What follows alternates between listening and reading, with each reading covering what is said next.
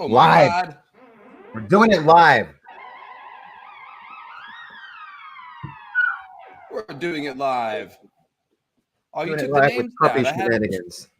Oh man, I had my name tag saying Squisher King and everything. I took them off for the recordings a long time ago. That's okay. You guys know that you guys know I'm the Squisher King, right? I've got my Let's Go Fishing. The Squisher King.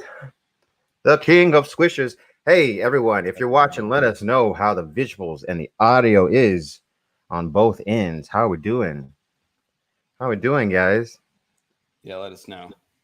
Let us know. Got my crown made of oily black stone, oily black plastic, rather.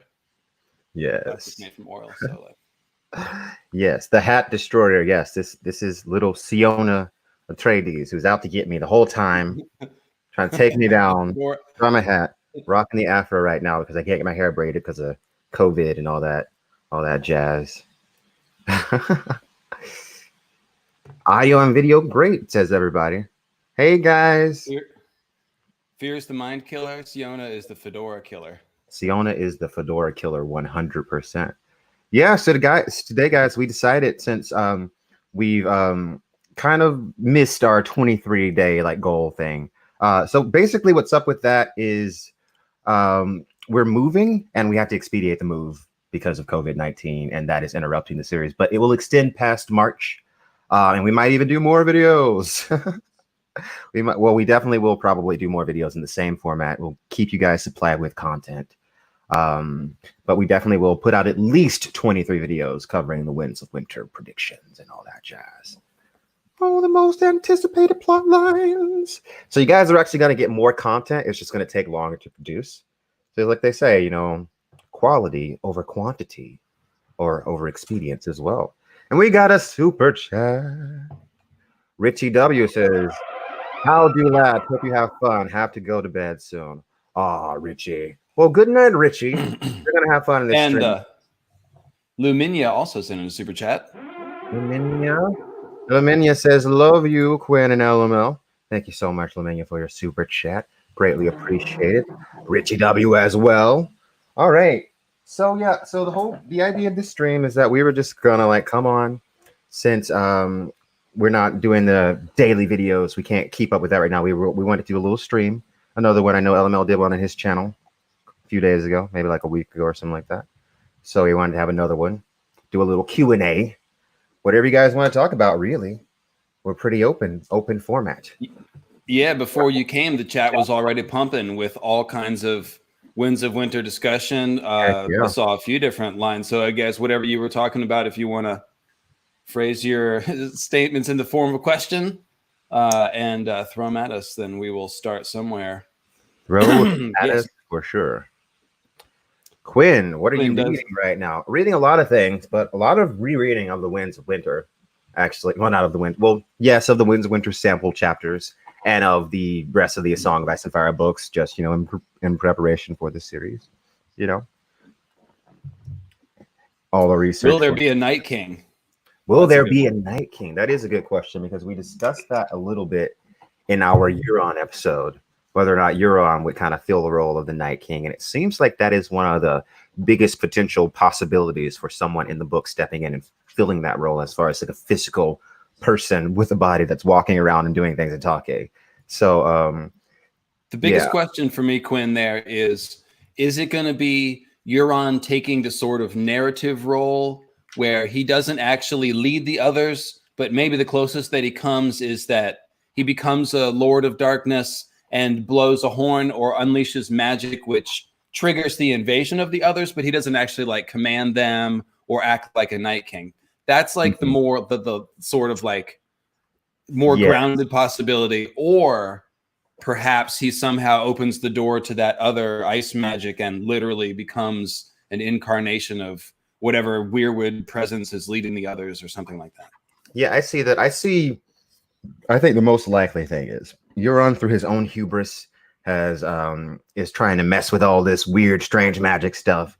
And what he's doing, I think, if he is to fill that narrative role, I think it'll facilitate the long night, and he will assume that whatever happening will benefit him, but ultimately it won't, because the White Walkers and whatever they are, it's inhuman. And whatever that is would never work in favor of any human. I mean, it's like ice, like Euron, he's still a man. He can't live in a frozen wasteland. Whatever they are is antithetical to human. They can't coexist, right? That's the whole point, is that they can't coexist. So, well, Euron would have to completely shed his. Oh, sorry. I'm sorry. Go ahead. Yeah. I was pretty much done. I was just going to say Euron would have to completely shed his humanity, to your point, as a living mortal man.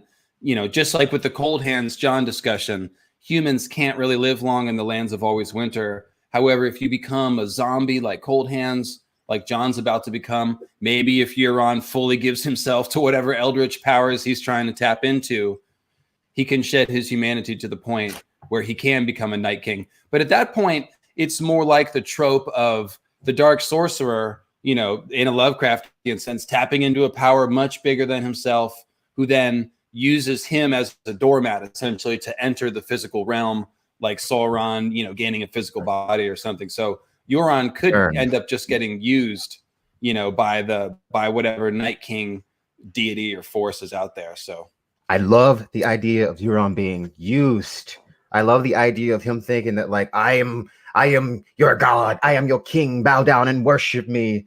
No, dude, you're not a god. Here are the real eldritch horrors that are manipulating you. And then we kind of said that funny thing about his mind, like turning soft, maybe, and just being like a puddle of like, can't think, can't do anything. So it's been destroyed by gazing into the abyss. We got 3 super chats while you stepped away. Go back a little bit. There's Ziri with $2, yes. Who are going to be the losers in the 4 battles. Pat Riley, let the hair out. It's hot, my dude. And Ellen, what will the burning of Shireen do? Someone in the chat asked. So the winners of the 4 battles we covered. I think we picked winners most everywhere. So Battle of Fire, the Dany Coalition, Tyrion, Barristan, Victarion, right? Yes, Tyrion. Yeah, the Westerosi powers, whatever. Yeah, Battle of Westeros. Battle of Ice. We said that the Stannis and the Manderlys will ally, and they will end up being the winning coalition, at least in the first part of the battle, if not the whole thing, right? Yes, and you know they might take Winterfell through like treachery or something like that. So yes, and Euron will probably win for all intents and purposes. Yeah, the battle at Old Town. And what's the other battle? Somebody remind me. River Run? Are we talking about, or like? Will be or the battle or the Long Night? Which battle exactly? Because what are the 4 battles? There's one more that I'm forgetting about. Someone tag us and jog. Well, someone must know. Because I'm not sure. When you just say 4 battles, you gotta be specific. I don't just read a Song of Ice and Fire. There's so many different things that I read with many different battles, and I'm just not up on all the individual battles. So yeah. Well, you already know that Fagon has taken Storm's End. I guess there's about to be a fight because the Tyrell army coming from King's Landing is on the way to Storm's End. Fagon we know from the Winds of Winter early chapters that he's taken Storm's End. We don't know how yet, through some trick in all likelihood. So there's about to be a big fight there. I guess that's the 4th one. Definitely Fagon's going to win. He's got friends in the Reach, so we might see one of the Tyrell's sub-lieutenants turn against him, like House Tarly even might be the house. So definitely Fagon. He's going to win and make it to King's Landing. So, yeah. So yeah, when it comes to that battle, yeah, Fagon is going to make big strides. I'm trying to pull up all the super chats here. Just give me a quick second. YouTube is always changing everything. It's quite annoying. Go back to Legacy. I see here, what's this? What, if any, will Draco Bolton have up his sleeve? So by Draco Bolton, do you mean Roose or Ramsay? Roose. No, definitely Roose. Yeah. I think Roose, I like the idea he's going to sacrifice Ramsay. He's going to like shut the gates and leave Ramsay high and dry outside the castle. I'm cheering for that. Fuck Ramsay. I really do like that idea, because I hated what they did also in Game of Thrones, where they kind of just have like Roose like go out kind of like a loser. Like he just couldn't even anticipate the fact that Ramsay was a psychopath and would try to kill him. So yeah, I like the idea of Roose having like the final card and being like, you know what? Go die. Yeah. So I pulled up some more super chats. Let's see. There was one about the burning of Shireen. Pat Riley, thank you so much. And then what will the burning of Shireen do? By Ellen. Someone in the chat asked. So the burning of Shireen. See, we haven't put out this episode yet, have we?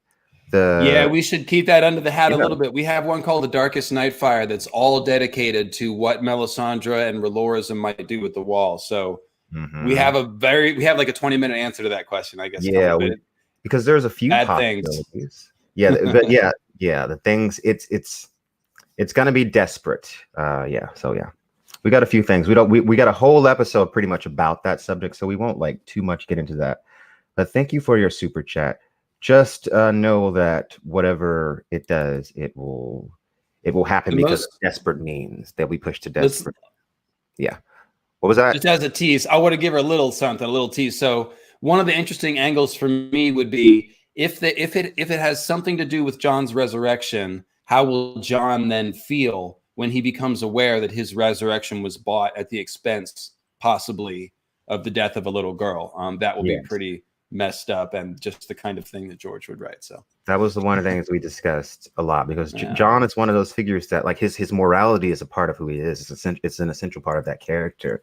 So there's no way that Jon would ever be okay knowing that he's alive because a little girl had to burn, right? Even if he knows that he was brought back to save the world, it would still just be like if Jon would never be able to let that go. So yeah, it would be an interesting dynamic to see how internally he interacts with that and how he bounces that around in his head for sure.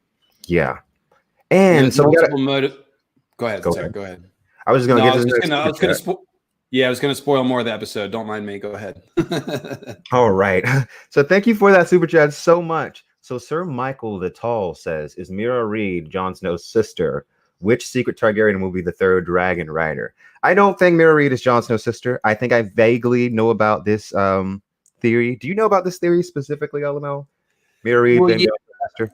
Yeah, it's basically they were twins. I forget. I've read it, but it's been a while. I won't recapitulate it well. I do like the idea that Meera could be the child of Howland and Ashara Dayne, and that Ashara Dayne is actually Gianna Reed. So that I'm a big fan of. So hope that would make Meera a Dayne and sort of a distant cousin of Jon and Dany, which would be interesting, but we'll see.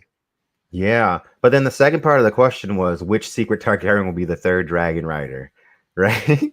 So look, if I had to guess about someone that we don't know straight up is a Targaryen coming on a dragon other than Jon, then the only other person that I could really guess would be probably Tyrion, right?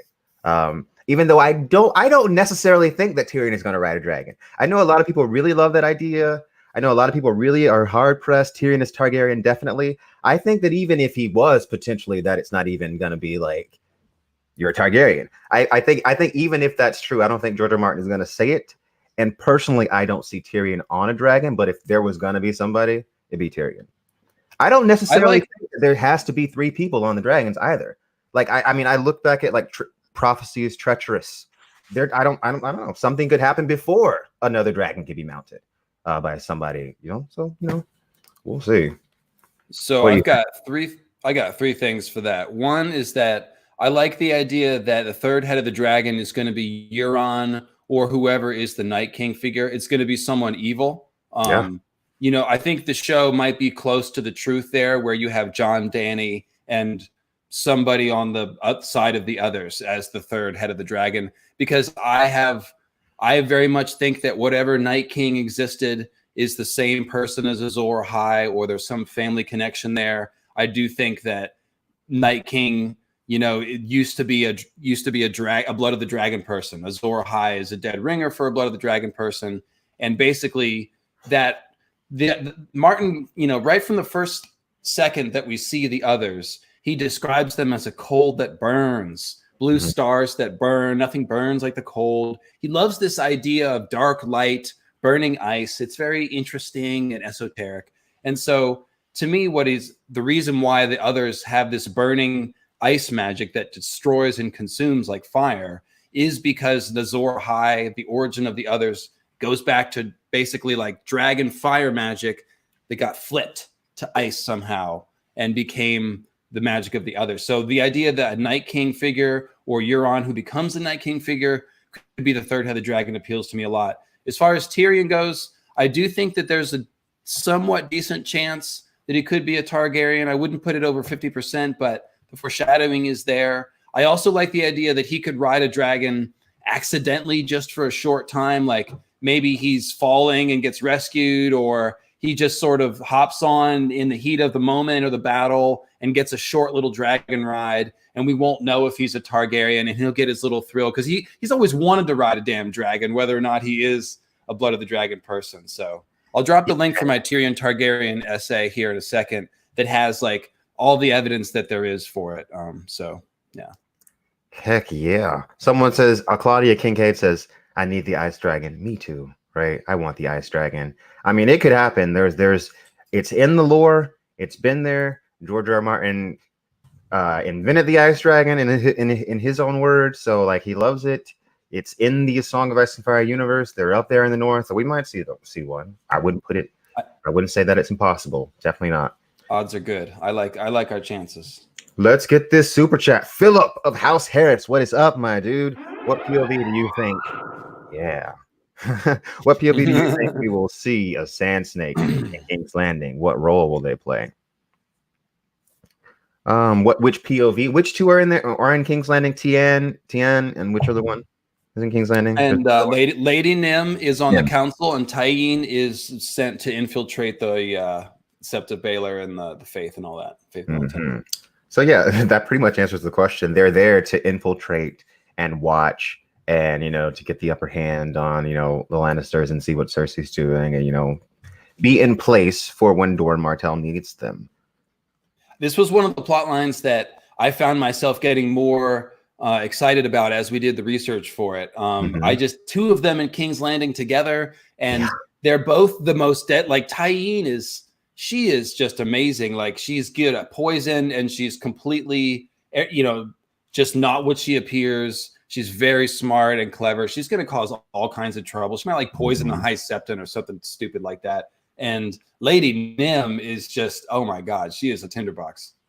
So I get them confused. Which one was the one whose voice was full of murderous, sweet words? That's Tyene. That's Tyene. Yeah. Okay. Lady Nim is Knife Lady. Mm-hmm. Yeah. And Tyene is sweet as a septa, but she's got all the knowledge of poisons. So don't want to mess with her. Don't even bump into her because like you'll end up like sick and dying in 3 days. What's Kyber? If we don't get their, I was just going to say, if we don't get their POVs, then we'll just see them weaving in and out of other people's POVs, which might even be more interesting. You'll be in Cersei's POV, and it's like, oh, hello, Lady Nim, and you'll be like, oh boy, yeah, like what is she plotting? What is she up to? Yeah. So what's Qyburn's deal? So Qyburn's an interesting one. So Qyburn, like I always like to mention this fact, Qyburn, like Mirri Maz Duur, is associated with Marwyn, right?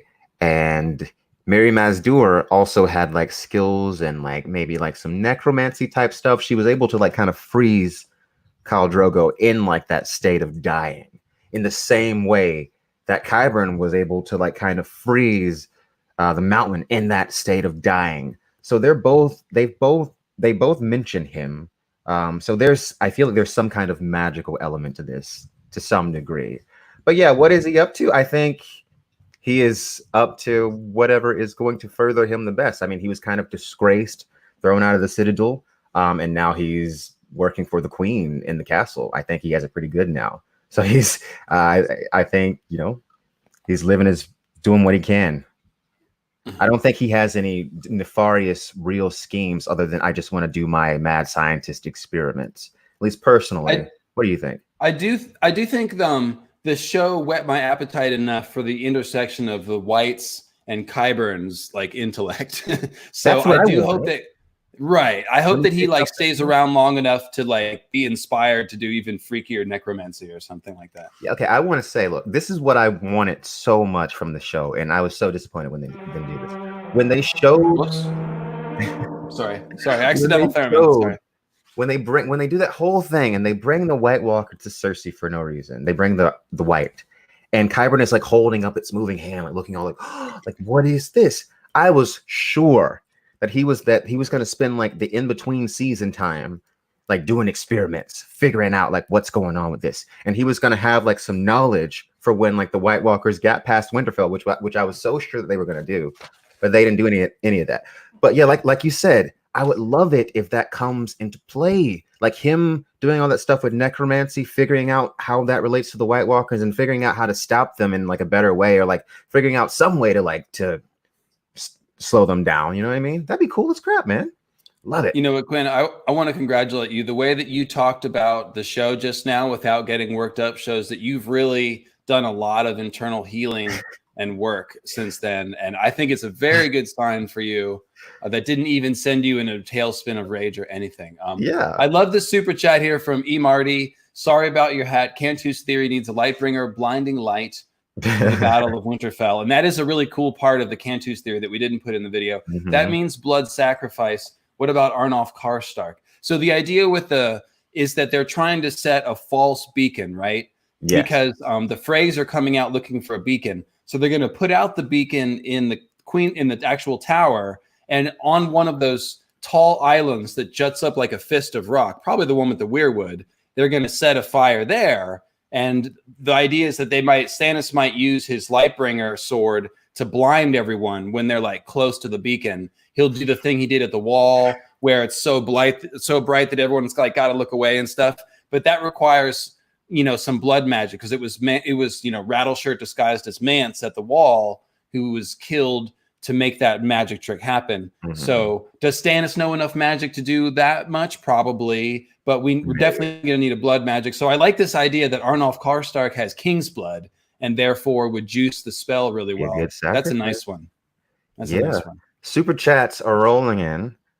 So we got another one from Jacob McKenzie. Let me highlight this one. Jacob McKenzie says, just wanted to say that you guys are awesome. Thank you so much, Jacob McKenzie. Quinn, you got me into Dune, and now I have the whole saga. Well, that's always great to hear. I'm on book 3. Wow, you're getting into it. Children of Dune already. LML, you are a legend in the A Song of Ice and Fire community. Keep up the great work. Yes, yes, yes. Thank you so much for those very flattering words for both of us. Well, it gives me a second to say thank you, everyone who's subscribed to my channel recently and been watching our videos, leaving comments, liking them. It's been real successful, and it's been fun to read all your comments. And, we put a lot of work into it, and it would be definitely a disappointment if it wasn't going over well, but it's going over really well. That makes us excited to finish out the series and do more stuff in the future. So even more videos. You guys, you're going to get even more than 23 videos. Yeah, it really means the world to us. Like LML just said, that you guys are watching the series and engaged. We are killing it together as a community. We're like forming our own little secondary community. We're forming a new community. It feels like a new Winds of Winter community where everyone's just excited again and happy. We're not bitter about the show anymore. We're letting it go. We're focused on the marvelous work of George R. R. Martin, and it's absolutely fantastic, and it's just exciting. It's a beautiful day. Okay, all right, you're killing me now. You're killing me, Smalls. So Carlos Henrique says, Quinn, how do you think Bran will react to Jojen's soup, and how will that affect his powers? Well, he already reacted to Jojen's soup, didn't he? And we already saw how it affected his powers. It makes him stronger. And look, I'm pretty much convinced it was Jojen paste. I think Bran intuitively knew because he saw the blood and he's like, it looks like blood. And there's all we've talked about this various times, all the symbolism in that chapter that's like hinting at a sacrifice happening. There's so much there. So obviously Bran's not going to be okay with it. He's going to feel... It's interesting because I wonder if, because we just talked about Jon and Shireen, and Jon not being okay with Shireen bringing him back. I wonder how Bran will react specifically when, if he finds out that Jojen is responsible for like heightening his power and making him who he is. Because Bran, I think, is a little bit colder than Jon Snow, right? I do. I sense. Well, he's a little bit, yeah, and he's young too. He's kind of got that amorality of a kid, like crushing bugs, or whatever. But I've got a thought on this real quick. There was just a thank you guys super chat from Jamie Ehrman and also anime lover Nicole, just thanking us for the content, and we appreciate that, guys. So, but check this out, Quinn.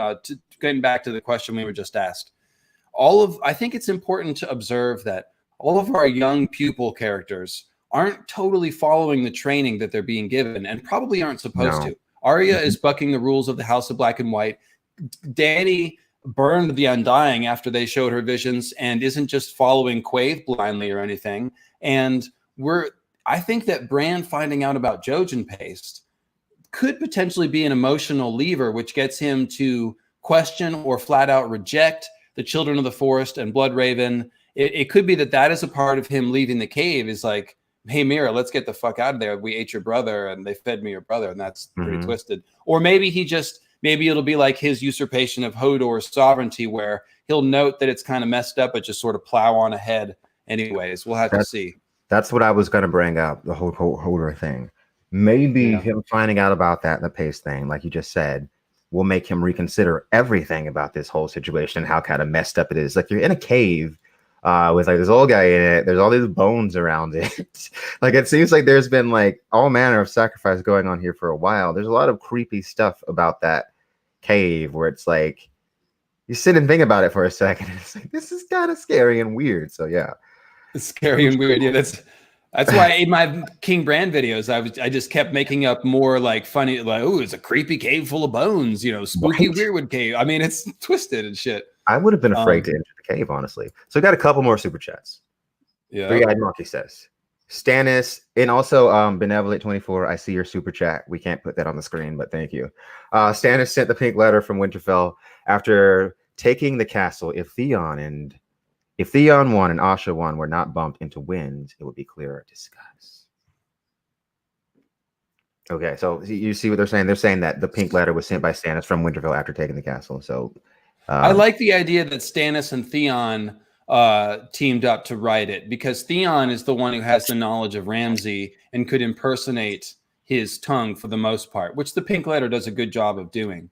So I do like that idea. Someone suggested that in the comments, and I was like, yeah, that actually makes a lot more sense than Mance even, perhaps. That does make a lot of sense. Because Stannis definitely wants Jon to come to Winterfell, is all I was going to say. Yeah, and it'd be kind of a surefire way to get him there. Definitely. So yeah, I was going to say I like the theory as well. But you guys know my general line of thinking on that, which is that Ramsay did it. But that's me personally. And there's one right before that super chat that you skipped. It's from Gidge Molders, who says, do you expect any geographical change in the Winds of Winter, like the arm of Dorne breaking? Will the neck be broken to defend against the others? What about Euron? I love this question. Yeah. So I think that the wall's definitely going to come down, and that's going to cause a flood of some kind. I am got my fingers crossed for a new meteor incident. My main theory, my main claim to fame is that it was, meteor impacts throwing up darkness and debris and some sort of magical element, because meteors seem to be magical, that caused the original Long Night. And if we're going to get a new Long Night, which is, by the way, the next Ideas of March video that will be coming out on Queen's channel very soon. Tomorrow. Okay. All right. So if the first Long Night was triggered by a meteor attack, again, just my theory, then the new one could be also, why would George invent a different mechanism to cause the Long Night? We should see the red comet come back and some explosion in the sky, and something will fall and blow up the wall. So we could definitely see some landmass breakage, some rewriting of the map. I would love that, whether it's floods or collapses, earthquakes. I am praying for rain. That's what I'm saying. So we're all familiar with LML's moon meteor theory. And if you're not, check that out. But as far as geographical changes, absolutely. Doesn't that just have to happen? Right? Because we talked about the Long Night, and this was a global event that affected the entire world. Everybody. We said this in one of the episodes. It wasn't necessarily stories of the White Walkers everywhere, just in Westeros, really. But the darkness was everywhere. And, that happened everywhere. So it had to be some kind of event that had to affect the entire world. So some big geographical event, no matter what it was, whether it was meteors or like a volcano or whatever. But yeah, it was a global event. And also George R. Martin has mentioned that the seasons being kind of out of whack is the result of some kind of magical thing that happened in the past. And I think that most likely, once the balance is restored in this world, whatever esoteric balance exists, then the seasons will likely revert back to the way they were before. And for that to happen, there has to be some kind of dramatic geological change or shift. Exactly. And like you said, to your point, it will probably be similar to what happened in the first Long Night. And I do think the Hammer of the Waters, if there was a meteor event, that the Hammer of the Waters actually happened at the time of the Long Night and not long before, as is believed by the Maesters and like popular history or whatever. I think, yeah, I mean, it's a dead ringer for a meteor impact. In fact, a meteor is actually the only thing that we know of that could cause that big of a land collapse. Like a single earthquake wouldn't do it, but a meteor attack actually could do it. I've seen a good scholarly article done on just that topic. And by the way, one of the remaining islands in the Arm of Dorne, the Stepstone Islands, is named Bloodstone, as a clue to you that the Bloodstone Emperor who caused the Long Night has something to do with the Hammer of the Waters because meteors. Thank you. Yep. Another super chat from Robbie. Do you think that Littlefinger meets his end at the hand of Lady Stoneheart? I think that Sansa got this. Personally, I think that it has to be Sansa that checkmates Littlefinger, right? They've been playing this game since the beginning, and I think it ultimately has to be the little bird that outsmarts the mockingbird, right? It's interesting. I've never even thought about it like that. She's the little bird, and then he's the mockingbird, right? So it's like he's mocking her. Yeah. Well, so there's a really cool foreshadowing scene when he's taking her to the Vale, and he tries to serve her pomegranates, which is a total. I mean, even if you only know a little bit of Greek mythology, you hear pomegranates, you think Hades and Persephone, which is a myth about the cycle of the seasons. Persephone is the daughter of the nature goddess, and she represents the spring. So when she's abducted by Hades into the underworld, and because she eats the fruit of the underworld, which is the pomegranate, she is doomed to stay there for 6 months out of the year or 4 months out of the year, depending on the version of the myth, and that is winter. So she represents the spring. She goes underground. It turns into winter. Well, the whole point is that pomegranates are very popularly used in literature to represent some sort of enchantment or abduction or whatever. So good news is that Peter offers Sansa pomegranates, and she's like, "No, I don't want any of those." And then he eats a bunch of it, and then he eats it. So Peter will probably get stuck in the underworld. Sansa will escape. It's very good foreshadowing. Yeah, and it's kind of like he's getting caught in his own trap. You know what I mean? He offered it to her, but then he gets tangled in it. Eats his own pomegranates. Idiot. Never eat your own pomegranates. Yeah. And don't yell at us in caps lock that we're not answering your question. That's not a good strategy. We're trying to keep up, people. I'm sorry. There's a lot of you guys here right now. I know. There's so many good questions coming. We are doing our best. We're doing our best. All right. So Maddie, we're trying to get to them, guys. Maddie-O8890 says, thank you so much for your super chat. Hey guys, love what you do. Was wondering if you could discuss ideas for Meereen Blight and the Winds of Winter, Mar and Victoria and Quentin. We did a whole episode about this, didn't we? But we can go back to this a bit.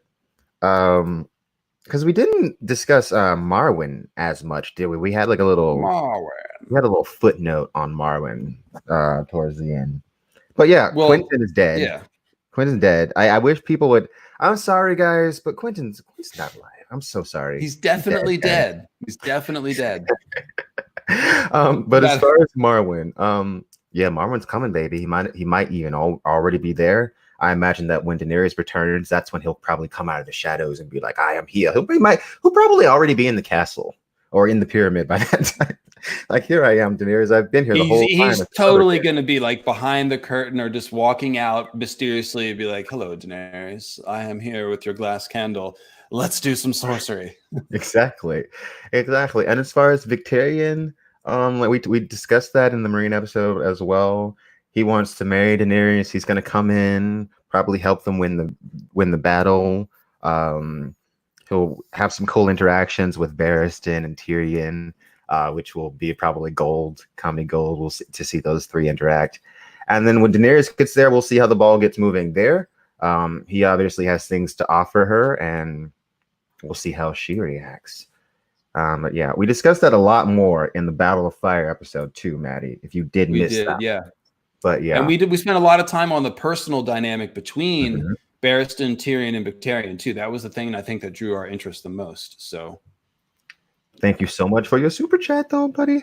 And so we got more super chats coming right on then. Prime Mark Mustard says, you guys think Moat Cailin can hold off the others? All right, so Moat Cailin is oily Blackstone, right? Maybe it could be. It could be. It's Seems ambiguous. like it. As far as holding off the others, I don't know. What do you think about that? I don't know if anything can really hold off the others for too long. Okay, so we did discuss this in our long night video that you're putting out tomorrow. But I do like the idea that the others are going to get past Winterfell. I think if they're going for anything in the south, it would be the Isle of Faces. Their connection to the Weirwood Net is the thing that needs to be resolved. The Isle of Faces is the hub of the Weirwood Net. So I like the idea that they're going for that. And let's see here. What was I going to say? And Moat Cailin, I love the idea that Moat Cailin could be a stronghold that was used in ancient day. Like the idea of the Watcher on the walls in the Oath. What walls were they? I mean, Moat Cailin is ridiculously big. The blocks are gargantuan. The size of the curtain wall is gargantuan. The whole thing is like a giant's castle. I mean, it's the coolest thing in Westeros, if you ask me. So I would love it if it was turned out to be a key battle site, but I think we both agree, Quinn, that they're going to probably get past Winterfell. And that goes right into the next super chat from Julio. What's up, buddy? How far do you think the others will go? I don't like the idea of only North suffering their wrath. See, that's the thing. The other, this is going to be felt everywhere. I think. Once again, I think people in the East will feel this. It's not just going to be an isolated event like it was in the show, where like it's happening there and nobody in Dorne has any idea it even went down. This is a global event. This is it's a global event. This is a gigantic supernatural force of nature that's coming down and reawakening, and it will be felt everywhere in this world. So it's and of course I always go back to Dany's vision too, in her dream where she's Rhaegar and she's fighting the White Walkers on the Trident. I think they'll at least get that far. I think so. Yep. Because if you look at the other stories, right? The old story, they swept over Holdfast and cities and kingdoms, felled heroes and armies by the score. They got really, really far last time, and there's no reason to suspect they won't get, reasonably far this time. It's not like we're particularly well prepared, right? Because we're not. But yeah, it's coming, and it's going to be painful. But that's something else we also have a whole episode on. Like literally, we have a whole episode on that. I have a nice, actually, a very cool picture by Thomas Jed Ruzick. Let me share it. Share screen. And we're going to go application window. And we're going to share this one. Wow, wow. Oh, yes, yes. Out. So I have used this image before. Oh, my gosh. Quinn, what are those in the background in the sky during the long night? What are those? Meteors. So yeah, if you guys have seen some of my Song of Ice and Fire theory videos, I've used this particular image before. I love it because it's so scary. The way he draws the white there is so scary. The terror. You can hear the sound, like the screeching sound. Fighting dead things. God, oh my God. Because I think being in just like a regular battle, and it's just like would be so intense and scary and awful. But then you're fighting dead things that don't even die when you stab them, and you have to be like, oh my goodness. The stress, the fear, and that picture perfectly captures it. And then, of course, it's got the moon meteors. Well, potentially moon meteors. Definitely meteors. Yeah. I was pretty excited when I was like, wait a minute, it's a picture somebody drew of the long night. They put meteors in there. Why would they do that? Heck yeah. Must have been watching YouTube or something here. Christopher Vaughn, we got no super chat. Is George forming a good army of the dead with Jon and Lady Stoneheart and Brienne possibly, or maybe more and more in the future? Interesting. So good army of it. I don't think Lady Stoneheart is good. See, that's the thing. Lady Stoneheart, Brienne, because we mentioned the idea that Brienne could potentially be brought back, and that Jaime could be potentially brought back. I don't see that happening in the sense that you'll have like a force of light to fight against the darkness in that really like black and white way. I don't see it happening like that. No, not really.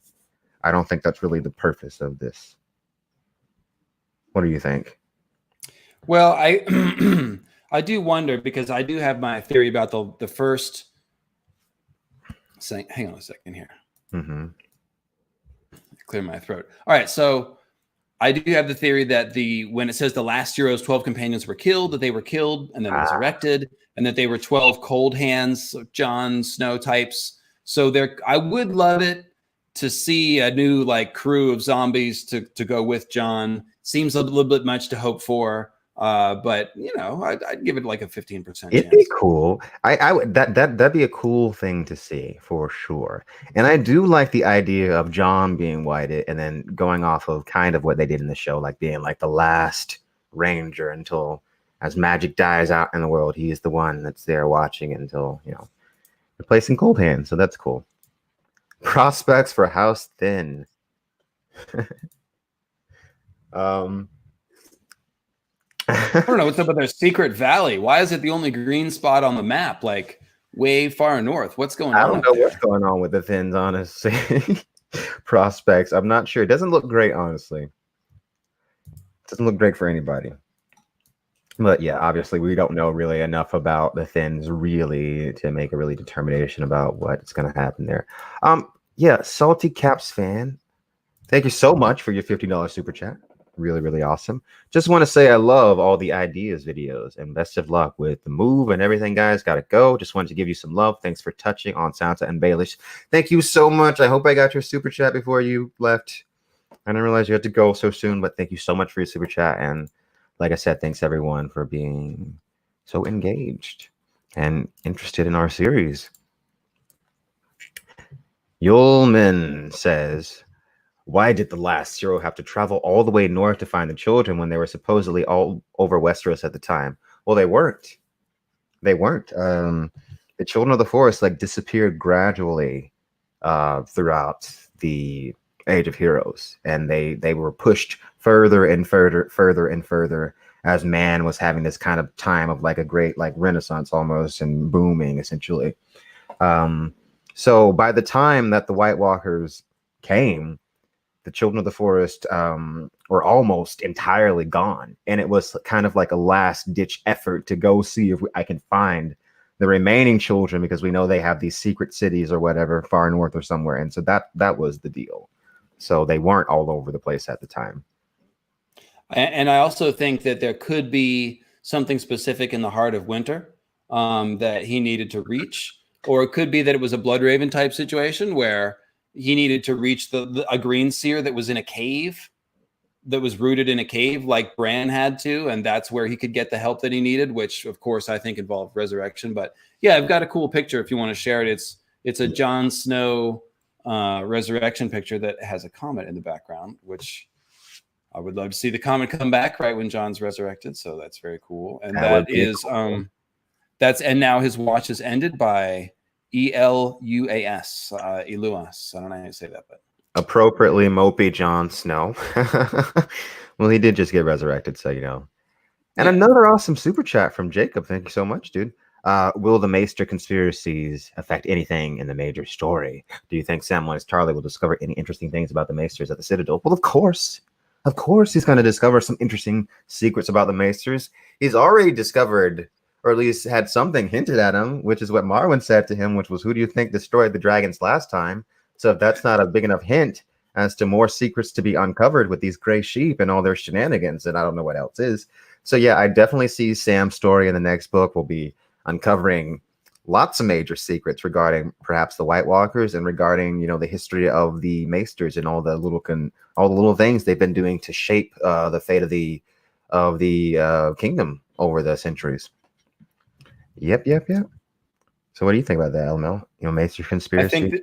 I think that the Jon isn't dead because he swapped bodies with Tormund, even though we were in his POV, might be the most impossible and far-fetched theory that I've ever heard in my life. And God bless you if you like far-fetched theories, but no, dude, no, absolutely 100% not. When you're in somebody's POV and they die, like as a writer, you can't deceive somebody about that. That's not, it doesn't, no, just yeah. No. That's cool, but what do you feel about this question? What? I'm sorry, what? Oh, Maester conspiracies affect anything in the major story? Yes, absolutely. I do. I think they're making moves, and I think they're going to make moves with Fagon when he comes into King's Landing. I think they'll make moves when the new alliance establishes power in Winterfell. We might see them play a role in Old Town, depending on what Euron does. I mean, Euron might have all the Maesters capering to him. I mean, I could see him like taking over the Citadel and being like, "Here's what you'll study now," or something creepy like that. That's a lot of power, honestly, if he could take over the Citadel. You know, the Maesters are very important to Westeros. These are the medicine men, the wise men. They watch the seasons. They do all sorts of important stuff. That's kind of necessary. So, you know, he could really kind of cripple Westeros for the other team. And we got another super chat. You guys are pouring in with the support. Thank you so much, Augustus87 Heron. Hello, Quinn. Glenn here. Sorry I had to drop Patreon status. I hope you continue to keep the promissory of Glakanda story. I definitely will. And thank you so much for your support over all this time. And I know times are getting hard and difficult for people with, you know, COVID and all that stuff. So, you know, everyone keep safe, stay inside. And, you know, thanks everyone for all the support, continued support. It's really appreciated. Let's see. LOL. I love how I show up for 2 minutes and manage to trigger LML. Did you? What are we? How are you getting triggered? With the far-fetched tinfoil. I don't know. I mean, I was hoping that my little ranting was amusing. I mean, it's mostly for amusement purposes, not intended to. That's why I wear ridiculous sunglasses and a plastic crown, so that you know anything I say is like not really all that serious. But yeah, if you sure, you got me with that one. That kind of stuff definitely will get me going and be like, no. We were in his POV. Like, there has to be a line somewhere. Like, oh, he was glamored and he thought he was seeing out of Tormund's eyes. And then there was a body swap and all these magical things that we've never seen before in the books happened. And no, dude, no. So we're talking about Jon Snow we're talking about Jon Snow not being Jon Snow when he died. Yeah, guys, that's BS. That's nonsense. Like But again, for entertainment purposes, guys, it's fine. We're inside of his head. He thinks about his wolf ghost. There's no indication that he has any of anybody else's thoughts. So yeah, that would be, honestly, guys, it would be bad writing if it was suddenly that was actually somebody else. It wouldn't be good writing. So, you know, that's tough. I don't think it's happening. I'd be disappointed if that happened. I would have. But just to be clear, like I'm a fan of pushing at the boundaries of stuff, and like I mean, if you want to entertain, some people will call my moon meteors theory implausible, and you know, that's cool. It's all good. It's just, you know, whatever. But it's all. I'm allowed to think something is not a possible theory either. So there you go. Definitely. Okay. Next question. What is the next question? Let's look for a good one. Let's see. Quinn's ideas. Who you think will perform the 3 treasons that Dany has been warned about? Now that's interesting because which ones have already happened? Because that's the thing. It's not. They say 3 treasons will you know, right? So I guess one of them would have been Mirri Maz Duur, right? That was the initial treason. Dany certainly thinks that it is, yeah. And then we'll just have to see how they'll unfold because there's so many potential possibilities. I'm thinking there's so many potential people that could betray Daenerys, that have reason to, that could benefit from it. So I mean, Daario, Victarion eventually, Euron eventually. I mean, there's so many like examples. But yeah, I guess we'll just have to wait and see. Do you have any specific ideas about any of the specific treasons that Dany may know? I think Daario is a pretty stiff contender. Yeah, Daario is a contender. Euron, if she trusts him at all, we'll see. I don't. Yeah. I like to figure those things out after the fact. I do want to grab this random question: will we see Darksister or Blackfyre? Both. Illyrio almost certainly sent Blackfyre in one of those chests with Fagon. Fagon will whip it out at some point when he's ready to declare himself king, and I do mean that in every sense of the word. Whip it good. I like the idea. I like the idea of like Mira getting Darksister. Right, because George confirmed that Bloodraven did take it with him to the wall, which means probably to the cave, which means, yeah, it would look good in Mirror's hands. I totally agree with that. Bran can't do anything with it. And we got another super chat from Matt Riley. Hodor Bran, though. Yes.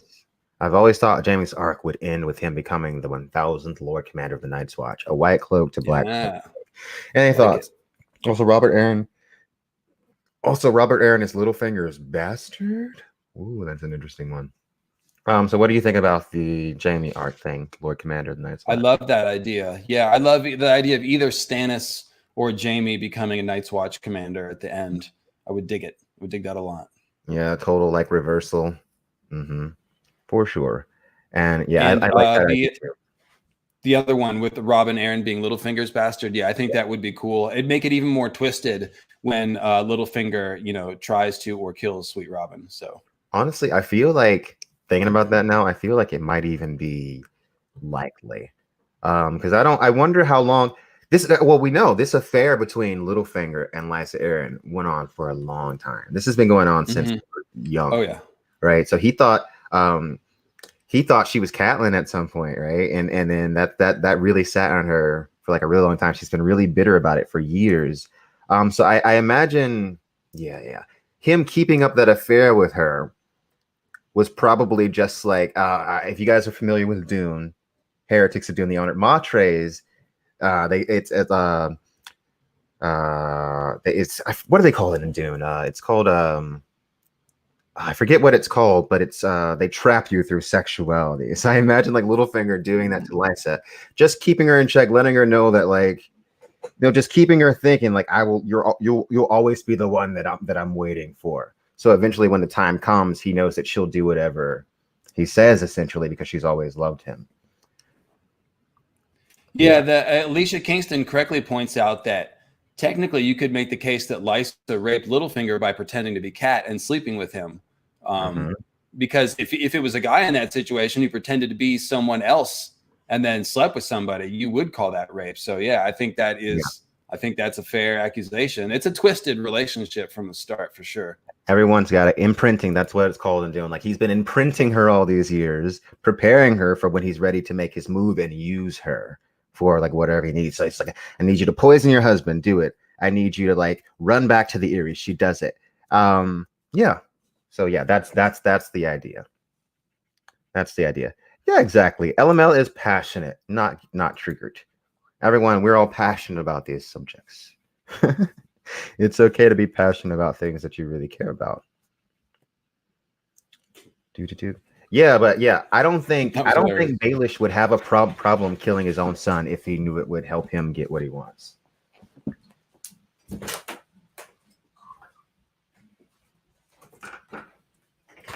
Especially if he's never like really loved his son that much, really interacted with him that much or anything like that. Oh, dude, blow up your screen. Make my screen really small. People don't want to see me. Make your screen bigger. You have the puppy. Come on. Let's get. There you go. That's better. See, that's proportionate. Yeah. She's been I'm just a little dude over here. I'm looking at the puppy. Hello, puppy. How you doing, puppy? She's quite rambunctious right now. She's by my hand. She's new. She's like, no. But anyways, what are we talking about? We're talking about your puppy, man. You need to chat. If you try to talk about anything non-puppy for the first 2 minutes after you put the puppy on screen, it won't happen. I'm just telling you that. She's a cute puppy. Can you see Jaime giving Widow's Wail to Aria? That'd be interesting. Joffrey's sword. I mean, because it is made from Ned Stark's ice. So I think he threw Joffrey's other sword in the river. Yeah. I like that. Yeah. And I think the idea of ice returning back to House Stark is good. Either way it happens, you know. It needs to happen. I really want Jon to get Oathkeeper, yeah. Yep. She's gone to sleep now, thank God. So we got another super chat. Thank you so much. Guys, I really enjoyed your series of videos on the most anticipated plot lines. Hope there will be more in the near future. There's one coming tomorrow, baby. Long night. It's happening. All right, it's going to chill your bones. It's going to be good. Get ready for it. Look for it around 4 p.m., the usual time, you know? So, yeah, everyone be on the lookout for that. And yeah, it's happening on my channel tomorrow. Get ready. It's going to be epic. Let's see. I got that super chat, right? Yep. Okay. How broken will the world be if Euron succeeds? Well, that's the thing. Euron succeeding, I don't even think will be his own success, right? Like we were discussing earlier. It's like he's going to break the world thinking that it's going to help him, but it's really just going to facilitate the others or whatever becoming more powerful and entering the world of man and like wreaking havoc. So very broken, I think. But then also I think eventually fixed, because like I was talking about earlier, I think that the world is very off balance. And once the second long night happens and it's undone, I think that the world will be fixed and the balance will be restored. That's my personal opinion. Okay. Another super chat. Wait. Yeah, I don't get to pipe in. Oh yeah. Pipe in. You don't think I have any moon meteors? I was waiting for you to pipe in. Go ahead. No, that's it. Just moon meteors. Drink moon meteors. That's the clear. I mean, how are you going to break the world? The bleeding star bespoke the end. Hello, guys. Hello. Yeah, that scene's pretty on the nose, right? The bleeding star bespoke the end. It's coming, baby. Moon meteors. It's the best way to break the world and cause darkness and bring a new rush of magic to the earth all at the same time. Oh no, girl! Break the wall, all that stuff. It can do it all at once with a moon meteor. Yeah, moon meteor. The thing about puppies is that you can't really control them, and they like to run around and chew on things. Yeah. Yeah, but S. James says, this is for your die. Well, thanks very much. She very much appreciates it. I'll get her a treat with the 279. Treat for dog. All the super chats go to treat for the puppy. So let me get this random question about when do we think the Winds of Winter will be published? Well, the thing is, every time you watch one of our Winds of Winter prediction videos and summon a little bit of Winds of Winter passion from deep within your soul, put it out into the universe in the form of a like or a comment, Winds of Winter gets that much closer and more likely, and the winds blow that much harder. So that's my answer. But I do think it'll be out soon. George did have a post on his blog recently that he is, of course, sequestering. He's an old guy, so he's taking precautions, and he's only got one aide bringing him food and stuff, and he's spending more time in Westeros. I anticipate, Quinn, that all of a sudden he's like writing a bunch of Grey Plague like stuff into Winds of Winter, and so he can channel his lived experience into the books. So yeah, I mean, okay, yeah. So maybe this whole experience will make the whole grayscale thing more epic and scary once we finally read that. Because I definitely think an outbreak is happening. I've always thought that because he has grayscale. He's introduced it into the story. It's like you got to use that at some point, in some kind of significant capacity. All right. Another super chat. Have you guys discussed anything about Tommen yet? We discussed him a little bit in the Fagon episode, and basically, we don't think he's long for the world, really. I mean, I think ultimately the prophecy is true. Gold will be their crowns, and gold will be their shrouds. Tommen will die, and that it'll be Cersei's fault. I think that it's probably her fault that all of her children are going to die, honestly. I think that it's kind of like a self-fulfilling prophecy, where it's like her trying to prevent it, makes it happen. So yeah, that's where I see it leading. What do you think about that? Poor Tommen. No, I think that's a good answer. I think the deaths will be more tragic as they go, and Tommen's will be the capstone on it. He might die in the taking of King's Landing, I think. Yeah, when Cersei loses King's Landing, she probably will flee back to Casterly Rock alone. And then she'll be even more dangerous. Or reckless anyways, potentially, but we'll see. Okay. So Peter C., thank you so much for your super chat. What Winds of Winter predictions do you guys most disagree about? Non-meteoric. Yeah, we don't disagree about moon meteors because Quinn believes in moon meteors, don't you, Quinn? Right? For the most part. I consider it as a very distinct possibility. That's fair. What do we disagree about, though? What do we disagree about? I'm sure there's something. Well, okay, we were talking about this. I think that Catelyn hates Jon in the books just as much as she does in the show, and you said that maybe it wasn't as bad, but I tend to feel like probably was just as bad. But you know, that's one of the things. We did discuss that briefly, slightly on one episode. Yeah, I stood a little bit corrected. You did make the point of, you know, what she said to Jon when he was at Bran's bedside, being very cruel. I definitely think that Kat was in a very real, like, super dark place for those 3 weeks. Yeah. She probably wouldn't be proud. I don't know that that moment can be taken as representative of her entire relationship with Jon.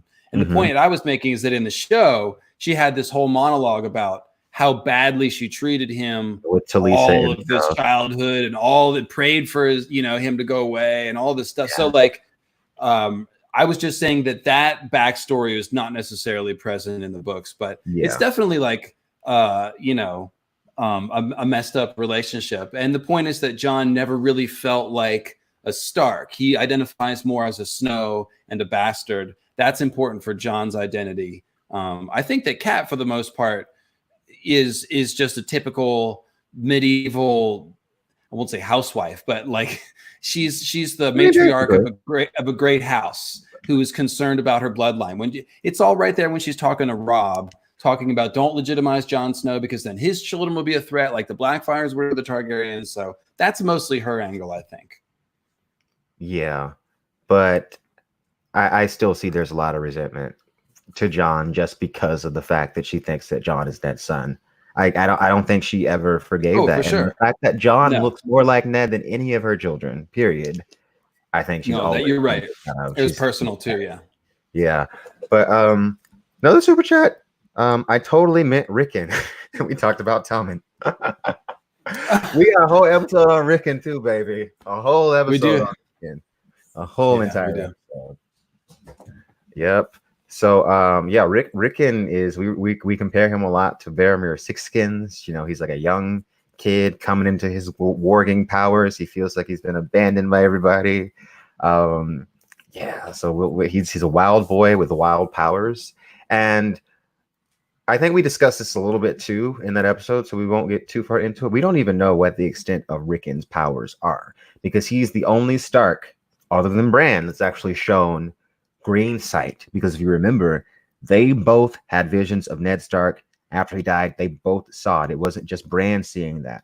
So it'll be curious to see how Rickon's power has developed after all this time.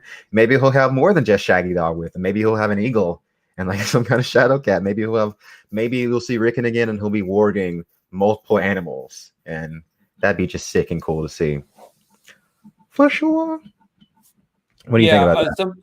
I think that Catelyn also had a shitty father too. Like that's the real story of House Tully. Is like the shit that he was pulling. He was really very, very much using his children as political pawns without much regard for the effect that it had on them. So there's a lot of reasons why I am sympathetic to Cat for various reasons. Let's talk about.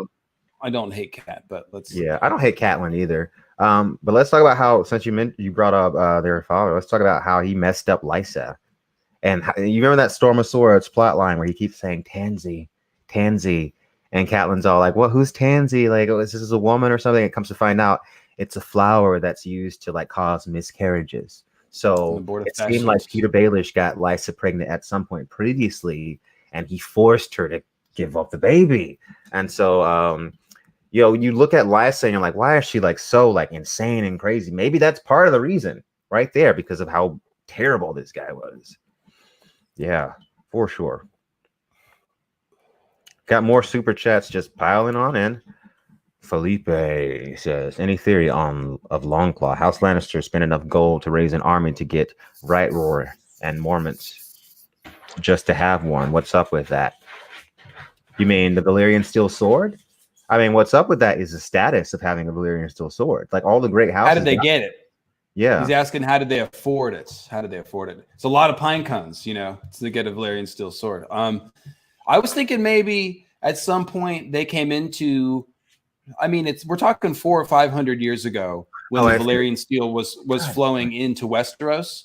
And so it's possible that at that time the Mormonts won a couple battles against somebody else in the north and gained a bunch of riches. Maybe they went north of the wall and killed some wildlings and brought some gold back. There's different ways you can come across enough gold for that. But It definitely was expensive, Valyrian steel, but it's known that there are some 227 Valyrian steel weapons in Westeros. So even though they are expensive, and even though the Lannisters in particular were charged a very high price, one gets the sense that perhaps the Targaryens were clever. Aenar Targaryen on Dragonstone, he's like, "Oh, Mr. Lannister, you want a sword? Yes, there's $1 million."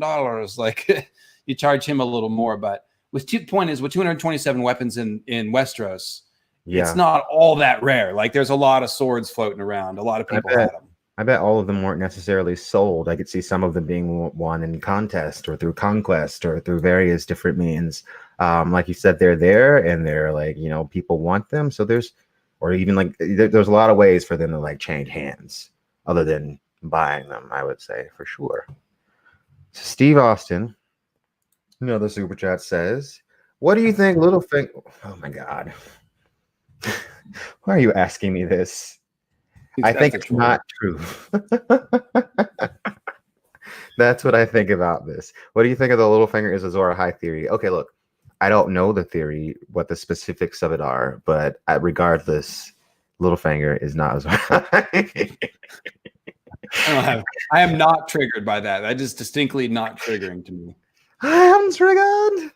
And thank you so much, Pop Culture Galaxy, for your super chat. You didn't say anything, but thank you so much for the super chat. Greatly appreciated. And looks like we got a question. No, actually, we don't. No specific question, but thank you so much, Courtney, for super chat. Just wanted to show love to two of my favorite YouTube creators. It doesn't hurt that you are both very easy on the eyes either. Thank you very much. Thank you. Thank you so much for the super chat. Thank you guys. Thank you so much for supporting the videos. Jackie says, will Dany ever just sit on the Iron Throne just once? I don't know, man. I don't know. Maybe not. I have an opinion. What's your opinion? But you answer first. Maybe we can disagree. No, I don't think so. I don't think so either. Yeah. I think it's a very important symbol that the Iron Throne represents the Game of Thrones, the struggle of the High Lords, ignoring the common people. Dany's entire arc is going to hinge on looking past the throne, looking up to the wall, seeing the real threat, seeing the way to protect her people is to fight the others, turning away from that quest. So I don't think she will ever sit on it. I would love for her to get very close and then somehow not. I think that would be perfect. Yeah, because it's like, Dany's whole thing has been about getting to a place where she's safe.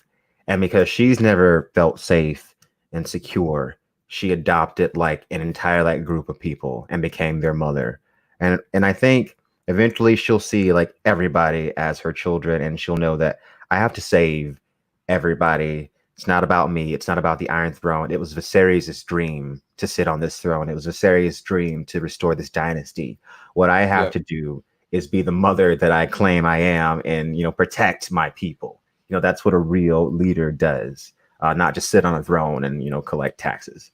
So, that's Dany's the real deal. Not just like whatever Jorah Mormont says, not only someone that can rule, but should rule.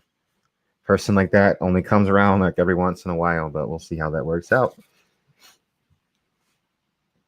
Okay. So Pop Culture Galaxy with another super chat. This time you do got a question. Do you think that Lyanna had twins? My crazy theory is that it's Aegon. Dun, dun, dun. I want to turn this question around to you guys. I want to ask, I am like, not only am I not a fan of obscure parentage theories, I don't even care about RLJ. Like it's always been a thing on the Westeros forums. I was never interested in the RLJ conversation. I read the theory a couple times. I was like, yeah, that makes sense. I think it's true. Symbolism seems to line up, but open question. What is it about secret parentage theories that is appealing to you? You guys that really like them, and I'm serious. I don't mean this in like a put down way. I'm very curious. It's just for some reason, they don't grab me. Quinn feels the same. He doesn't what is it that it's exciting about it? There's something that's very compelling. I'm a writer. I obviously need to have secret, right? Both of us, we need to put secret parentage theories in there somewhere. They're obviously popular, but there's something about it. So is it the Luke thing? Is it the Luke Skywalker? I think You know what I really think it is? I think it's the idea that, yeah, it is that. It's the idea that when you're like reading, I know I'm answering for them. I'm going to give my answer on why I think it is. It's because like you're reading something about this character who's kind of like downtrodden, but then, oh, wait, they've got this secret parentage and you're actually like awesome and epic and you come from this amazing lineage. I think that's Robar Baratheon has just nailed it in the chat here. If you see the first comment, subconscious wish. Yeah, it is the subconscious wish that we have a secret, bigger destiny, not that we don't want our own parents. Yeah, okay, exactly. I think that's right. Exactly. It's like the Harry Potter thing. Like, you told me my parents died in a car crash, and then a car crash killed. No, your parents were awesome wizards. You're not just exactly. Nobody wants to be a normal loser. Okay, and so that gets me to the whole thing. Whenever I hear a parentage theory, I always the first question: what's the narrative purpose? Because that is it. Like the secret parentage theory only matters if the reveal is like, oh my God, when Luke found out he was the son of Darth Vader, that told him that, oh, my use of the Force and of magic can go in a very dark place if I'm not careful. That's what's so scary about it. So think about this. This is why the one secret theory that I have sympathy for is N plus A equals J. Even though I 100% don't believe it's true, the idea of Jon being a Dayne, like I understand that would have effect. It would make a lot of sense with symbolism, would make him a good sword of the morning. You could wield dawn. The thing is, though, that Jon and Dany have a lot of Dayne blood already because of Egg's mother being Deanna Dayne. So they both have Dayne blood. And I think that Dawn was the original ice of House Stark, and that Jon being a Stark makes him actually magically fit to wield Dawn, in the same way that like the stewards of Gondor kept Gondor warm for Aragorn. Yeah, I think there's a little bit of that steward vibe to House Dayne. And Quinn, if you would indulge me for like 2 minutes, I'll lay out the idea with the Dawn is ice thing. All right, it's very simple. So, how many of you guys think that the last hero was a Stark? Like probably most of you, right? Or you'd say that the odds are good that the last hero was a Stark. Okay, so how many of you would say that Dawn is Lightbringer or might be Lightbringer, right? Good chance that Dawn is Lightbringer, right? So the last hero was said to wield a sword of dragon steel that slew the others after his first sword broke from the cold. So he got some upgraded sword called dragon steel, and now he's killing the others. So most people believe that the last hero's dragonsteel sword was probably Lightbringer. So if you think that Dawn, motion light, thank you. If you think that Dawn was Lightbringer, and if you think that a Stark was the last hero, then you have a Stark last hero wielding Dawn. Now, the Starks have a tradition going back to the Age of Heroes of calling their ancestral sword ice. The sword that Ned has is 400 years old from Valyria, but its name goes back to the Age of Heroes, says Catelyn in the opening chapter of Game of Thrones. And so this means that a Stark wielding a big white sword that was so important that it defeated the others, what are you going to call a big white sword that is unbreakable and doesn't snap in the cold? You might call it ice, right? It's a big white sword. It's pale as milk glass. And so it needed to become stewarded in the hands of the Danes and Starfall, and it went south or whatever. But ultimately, if Dawn comes back and Jon wields it, it's going to be because Dawn is the original ice of House Stark that the last hero wielded, and Jon, being the new last hero, will be a symbolic sword of the morning. It doesn't have to be Ned and Ashara's child to do that. But again, that's why I get that theory. It does make narrative sense. So thank you for giving me the podium there for 5 minutes, and I'll shut up now. Heck yeah. Yeah, shut up. Stop talking. How dare you? Dare you go on a monologue? No, I'm kidding.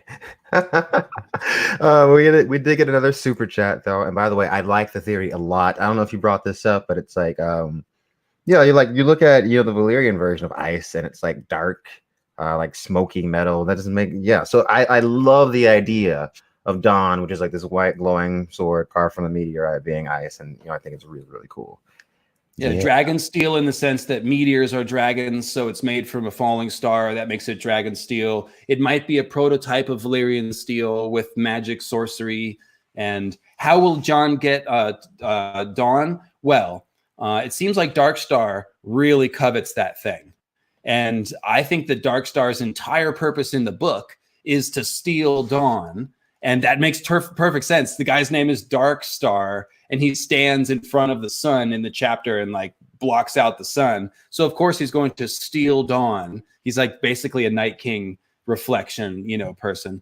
And then he'll carry it around for a little bit. He'll probably join Fagon's Kingsguard, because Fagon is the fake son of Rhaegar. And so Darkstar will be a fake Arthur Dayne knockoff.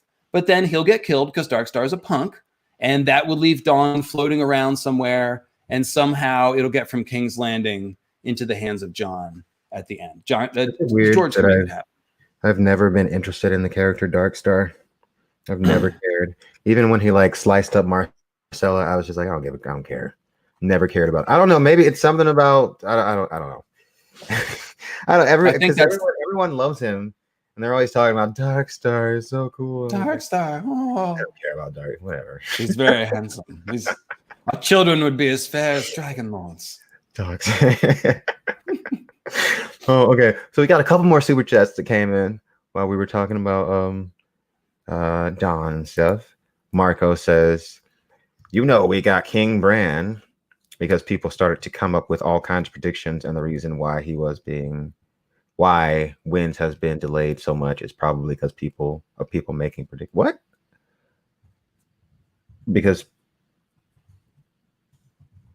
I'm not sure what you're saying, but I don't think that George R. Martin is like delaying anything because of people's predictions, right? I don't even think George R. Martin is reading too much of people's predictions, if that's what you're saying. Yeah. No, George. So George has answered this actually. He has said that if someone guesses the ending to your book, you don't change it, because that's what you were writing towards the whole time. You just write it in a compelling way. Similarly, when people ask him about similar endings being ruined because people saw the show, he's like, hey, man, how many children does Scarlett O'Hara have? It'll be my own version. And he's confident that will be compelling and interesting and different enough to merit its own read and attention. And he's not worried about it. So that's his stance on it. Yep. Let's see.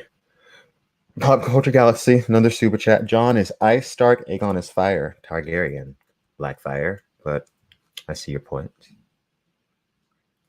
But actually, I don't see your point. But no, actually, they both have ice and fire symbolism mixed very nicely. Fagon starts off with all blue hair and blue eyes, blue purple eyes. So he looks like an other kind of.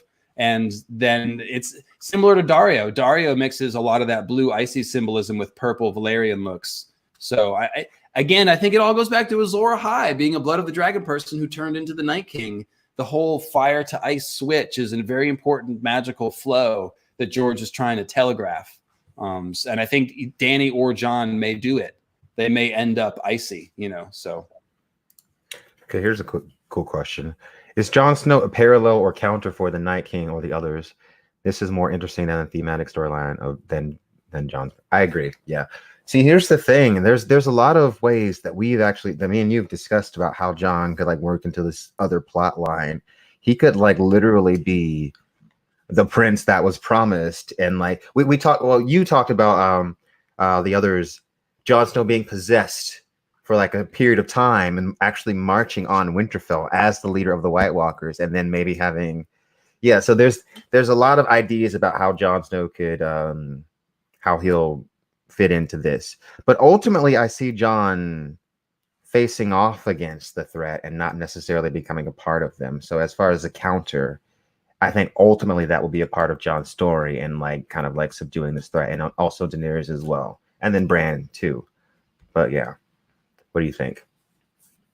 Yeah, I think that Jon, all the foreshadowing of the wall coming down is tied to Jon. I don't know what that means, but I suspect that one of my theories is that the others could try to steal Jon's body for a hot second while his spirit is in Ghost. And because Jon is the prince that was promised and he has dragon blood and he's Azor Ahai reborn and shit, maybe that allows them to get through the wall. And that goes back to the whole Waymar prologue idea where they were testing Waymar and they only killed him when he failed the test. So what would they have done if it had been Jon Snow and he had passed the test? They would have tried to make him a Night King perhaps. So the others have some desire to capture Jon and use him. That seems clear. And I think breaking down the wall makes a lot of sense. I'm not sure how that works exactly, but Jon's obviously got that important bloodline. So we'll see. Yeah, I mean, it seems to me that it seems pretty obvious that Jon Snow, his whole destiny is tied into the others and the White Walkers, and also Dany and also Bran, and we'll see, and the way the intersectionality of it all and all that jazz. All right, so Shiva Vareen says, any idea of the words of House Dayne? What are the words, Dave? We have the Stark sword. Jon is original ice. That's it. Ice.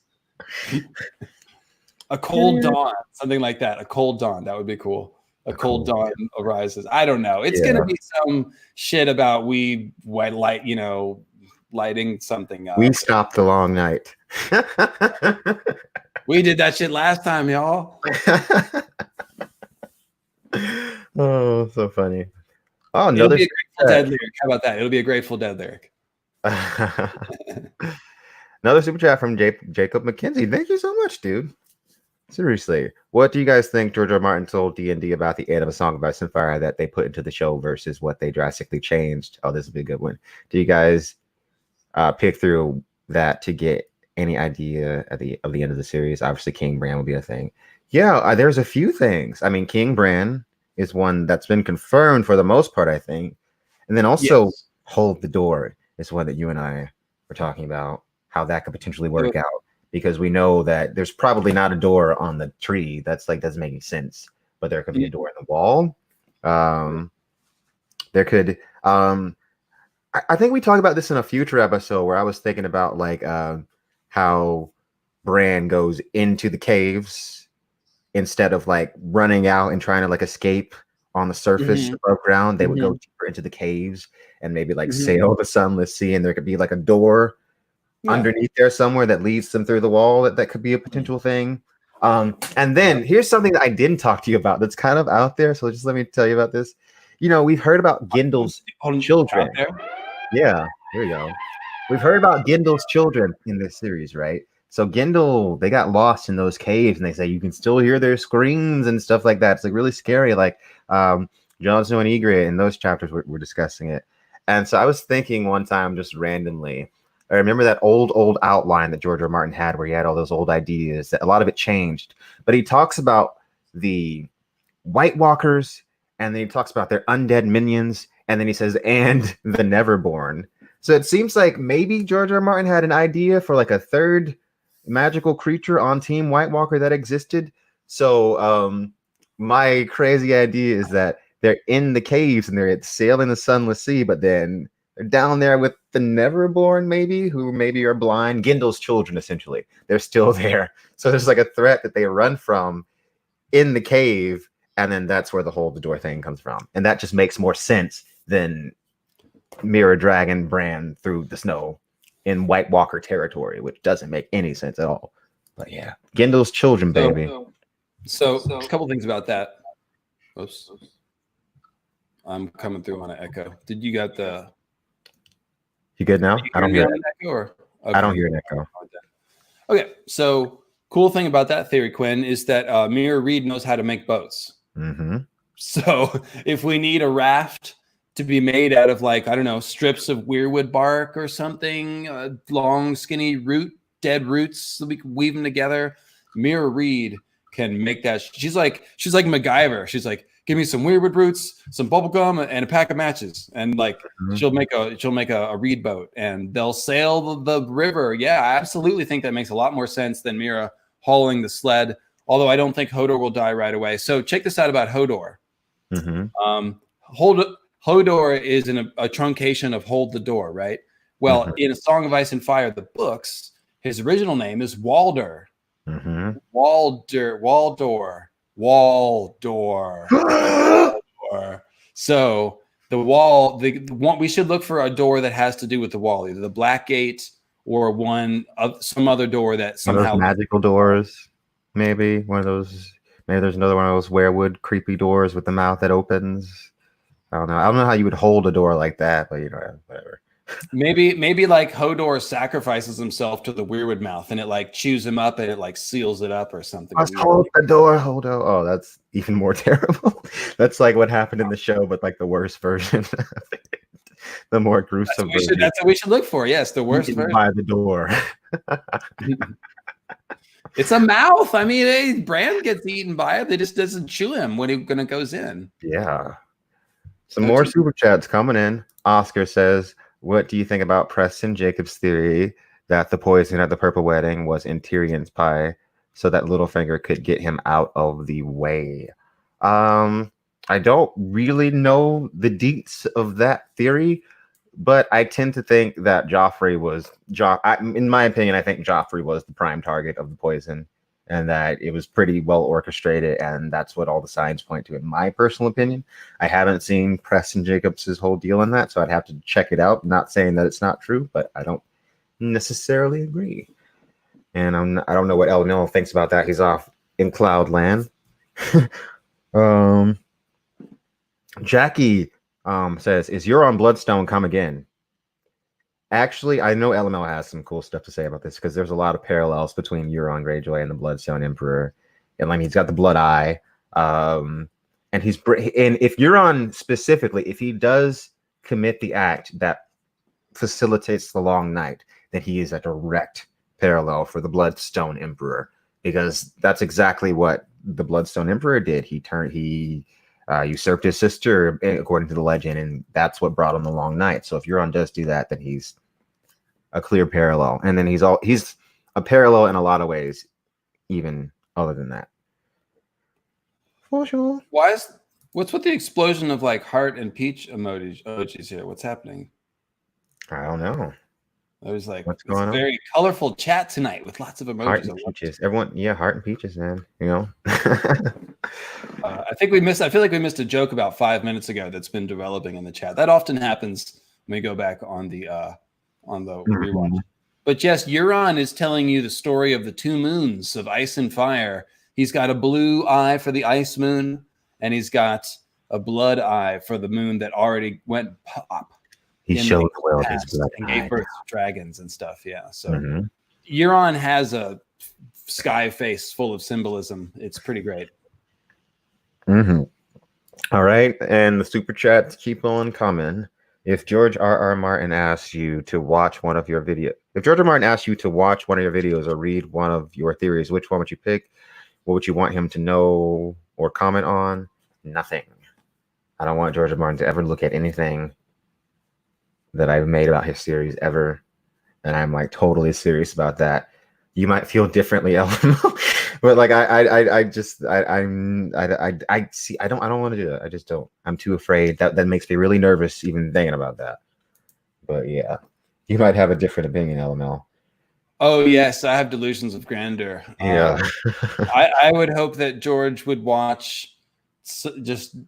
I don't even really care anything. I mean, I talk about moon meteors every time, so I think I throw out enough crap in there to where, I'm either like reading a whole lot into these books that isn't there, or I'm somewhere like rooting around in the right idea as far as interpreting the symbolism. So I think that if he read any of my shit, he would either think like that guy is crazy, or oh, that guy is kind of onto it, So yeah, who knows? Yeah, you never really know.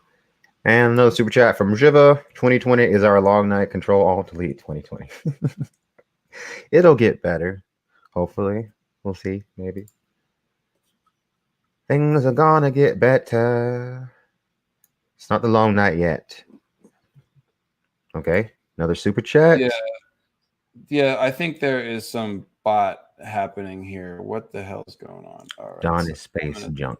Okay, so what's happening in the chat? I'm trying to see all the super chats, and it's like, all the emojis are not they are not see, there's spam happening. Messages are being repeated. Really? There's spam?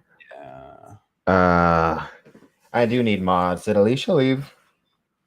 Yeah, I'm having to do this all myself, but it's yeah. See, guys, you guys right now, You're auditioning for mods. This Yeah, I'm auditioning mods right now. No, dude, this is Joe Magician. Let's not pretend. But this is all plot. I'm kidding. Is there some kind of plot? I don't know. These are all the other YouTubers jealous of our Winds of Winter video success. They're spamming our chat. Maybe that's well, they can screw off. I can't. It was simply the best, better than all of the rest. Can't help it. Sorry. Okay. Anyway, hate is gonna hate. Everyone, if you're watching right now, since we've got like 700 people watching, if you're watching, hit the like button. That'd be great to thwart all the haters. So smash the like button, as they say. Smash it with moon meteors. Well, because I do get emojis like sessions that break out in my chats sometime. Like if I say something, with enough innuendo, or we start talking about horny goats, that kind of thing. It might be like horny goat emojis that erupt in the chat. That's not spam. That's good stuff. Yeah. Stupid bots. Yeah, I didn't even see much of it. I don't know. Anyway, Robert Down says, have y'all already touched Lady Stoneheart in our role going forward? Dude, look on my channel. We got a whole episode on Lady Stoneheart. That was a fatty video too. An entire episode. Like if you go to Quinn's ideas, in fact, the last video is up there. Our best ones, according to all the people. So yeah, we talked a lot about Stoneheart. In fact, I think we discussed, and we even discussed. Yeah, we did talk about it too a little bit earlier in this stream as well. About a few potential ways that could go, because there's a couple ways, but ultimately, the determination that we came to was that the three main contenders, Bran, Jaime, and Stoneheart, will probably make it out of the cave alive because they've all got unfinished business in other places. So if you want more detail, click on our I called it a fatty video. People were like, the video had some junk in the trunk. Yes, it did. It did. The video was thick. The video it was a thick video, as they say. Yeah, here's the Stoneheart link again. I posted it, but there's it again. Yeah, it's a thick theory. There you go. A lot of people asking about Rickon, and like we said, we got a whole episode on Rickon. Rickon gets his own episode, and that is coming in the future, guys. Yeah, Carl Carsnock, you got the right idea. Everyone, check out our super thick Stone. Yeah. Her other nickname, little known, lesser used, Lady Stone Thigh. Yeah. Oh my goodness. Bringing that thunder. Stop. That's even worse than Dickon Manwoody. Oh my goodness. Apply directly to the forehead. Oh my god. Oh yeah, that's one of the funniest parts in Game of Thrones where Dickon tells Bronn his name and he just laughs. That was pretty good. Yeah. No, they're good at dick jokes. Yeah, hand of that. Yeah, that was their strong point. I mean, the dick jokes. That was the best thing that they wrote. Yeah, okay, anyways. Let's see. Laughing Quinn is the best Quinn. Well, thank you very much. Deep ones are coming to attack Old Town. You know it. Yep. You got the high towers. They're up in their tower. They're summoning those deep ones, man. Just right when Euron thinks he's got it, the army of deep ones rushes out of the ocean. Kraken pulls down, like Kraken start coming, pulling down Euron's ships. The deep ones rise out. I think the Merlin King comes up like, yeah, we are at your service now. Chapter ends. Yep. So that is definitely happening 100%. LML is in 100% agreement, and no further need to discuss. Moving on. All right, so Pop Culture Galaxy says, George says that the Winds of Winter will go further north than previous entries. Whose POV do you think will go there? Good question. I think we might see Bran go in a lot of places on like some kind of astral level, because Bran is he's kind of like a glass candle without needing a glass candle, is basically what Bran's powers are. So he can essentially go anywhere. Because if you remember correctly, and a lot of people have this misconception that like he needs a tree to see, which is not true, because it's specifically said that one day you'll be able to see far beyond these trees. The faces in the trees are just the beginner's tool. And we got a glimpse of this very early on in Game of Thrones, where Bloodraven shows Bran everything. So, you know, I think we will see a lot of astral projecting type deal with Bran. And then potentially, I don't know if George R. Martin would go here, but I wouldn't put it past George R. Martin to even have maybe like a White Walker POV just randomly. I think it would be obviously a challenge to write something like that, but an experienced writer like George R. Martin could totally write something like that. I mean, you've got like one of the things I enjoy about Stephen King's It, in particular, which a lot of people don't realize about the book. There's like chapters in that book that are from the perspective of the creature, right? This is an eldritch, monstrous, inhuman horror. And like Stephen King is writing a section from that thing's perspective, and it's the coolest thing ever. So I would love George R. R. Martin to enter the head of one of these creatures and show us how it's thinking. It doesn't have to think in human terms or even in human ways, the same way he's writing the wolves. So yeah, I mean, I don't think that a White Walker point of view is out of the question at all. I love it. What do you think about that? That's a lot to hope for. That would be awesome. I think George is courageous enough to try it if and when it makes sense. I think that Jon is the character who will go further north. I don't think Bran will go physically further north. No, not physically. Yes. But I do think I'm a big fan that the Heart of Winter is a real place that people need to go to. I actually think, again, the show might have done this accidentally, but I do think there is one big sucker weirwood tree at the Heart of Winter that is all messed up, and it is the heart of the other's magic. And, you know, when Bran looks at the Heart of Winter and tears, you know, come down, burn his cheeks, I think that is weirwood symbolism as far as the burning, you know, the tears of the weirwoods. And so I think that Jon is going to go there. I think eventually Jon and Dany might both have to go there. But I think that is the whole reason that Jon is becoming a zombie, is so that he is equipped to go deep into the Heart of Winter, just like Cold Hands. Excuse me. Chris B says, Quinn, do you think that it would stop being mysterious if we got inside the creature's head? Not necessarily. Like I said, I mentioned Stephen King's It. That is one of the scariest books I've ever read.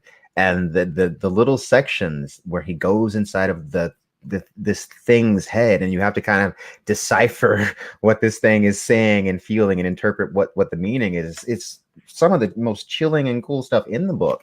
And I have no doubt in my mind that George R. R. Martin could pull off something like that and keep it subtle and keep it interesting and mysterious. I mean, because he doesn't have to like tell you exactly what's going on either. I mean, things can be a little bit more vague, because seeing things from the perspective of something that is not human, I think is really appealing and interesting. And I think it'd be cool to see something like that. And it would help us kind of. You need your signature music to like cue up when you start talking this excited. Yeah, but you know, I think it would help too to see the others as more than just, you know, just like, I want to kill you. If you get inside of its head in some way, and it doesn't even have to be like a whole long chapter or anything like that. But you know, I would love to see something like that happen. And I don't think that it's as much of I don't think it'll be as much of a killer of the mystery as people tend to think it is. We missed a super chat earlier asking about why aren't any POV characters bards or musicians. There are an awful lot of bards and musicians in the story, but you're right, we don't actually get one as a POV. I'm not sure why that is. There are a damn lot of them. I mean, there's a lot of them, but yeah, none of them are the POVs. I'm not sure. Well, you know, read King Killer Chronicles. You got a whole book series about a bard / musician who's also a wizard. Yep. New POVs in the Winds of Winter. I think we'll just have to see. You never know what George R. Martin's going to throw in there. He might even throw in a few curveballs. So we'll just have to see. Yeah, I wish we could get a Mance Rayder POV. That'd be sweet. That'd be nice. Catch up with Mance Rayder for sure. All right, guys, we're going to go for about maybe 20 more minutes before we wrap this up. So, guys, if you got any more questions, you got to shoot them out to us now before we go. And then, like I said, we got our long night episode coming out tomorrow. Three-Eyed Monkey says he said no new POVs. Did he actually say that? Any confirmation? I think that is true, Mhm. barring the prologues and epilogues, which are always Interesting. But again, George is a gardener. He'll break that rule if he feels like it makes the story better. So I always say go back and look at that original outline, and then you'll see the drastic differences in how this story has evolved so much over the years. And he's been working on Winds like 10 years at this point. I imagine that maybe it has changed a bunch. Maybe his original ideas about what he was going to do have shifted and altered and changed a bit. Wait, holy shit, Quinn is actually pretty good at singing. Of course, I'm good at everything. No, I'm kidding. I'm not that vain. Yeah. Well, people are asking why is Fagon the best hero of all time? And the answer is because his name is Fagon. He's carrying black steel.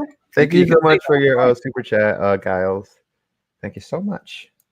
Greatly appreciated. Fagon. I know a lot of people really do love Fagon, right? You guys, because some people got mad at us when we even said Fagon in the title. Oh, or a video. I think the whole thing is tongue in cheek. I don't the whole Trugon Fagon thing. I think it's good. Fagon. Yeah.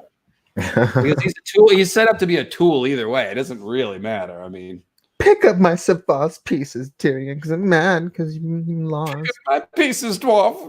And then Varys, he's been. It reminds me of it reminds me of Doom when Varys is describing Fagon like he's been bred for speed and excellence and all this. He's describing all these awesome traits and qualities, and it's like, pick up my pieces, like, you insolent, petulant child. Such a discrepancy. But we got 2 more super chats that just came in. Jordan, there was ever a plot. Yeah, the good music from LML's weird instrument.